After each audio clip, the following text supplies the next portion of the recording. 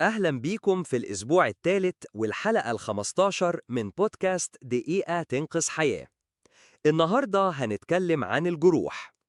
كلنا اتجرحنا قبل كده من ورقة أو سكينة مطبخ أو حتى وقعة بسيطة. بس السؤال المهم، إمتى الجرح يبقى بسيط وإمتى يبقى خطر؟ أولاً، الجرح البسيط لو الجرح سطحي والنزيف خفيف وحجمه صغير ومفيش جسم غريب جواه، تقدر تتعامل معاه في البيت. الطريقة الصح: اغسل إيدك كويس واضغط على الجرح بشاش نظيف لحد ما النزيف يقف.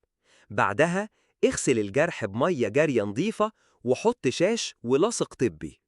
طب إمتى الجرح يبقى خطر؟ يبقى خطر لو في نزيف مش بيقف بعد 10 دقايق ضغط، أو جرح عميق ومفتوح جدا، ولو شفت دهون أو عضلات، ولو كان في جسم غريب مغروس، أو جرح بسبب حيوان أو صدأ.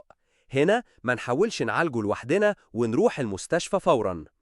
مهم جدا ما تحطش قهوة ولا معجون أسنان أو عطور أو كحول جوه الجرح.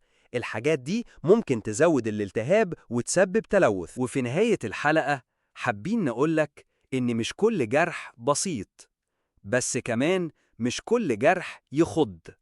التصرف الهادئ الصح.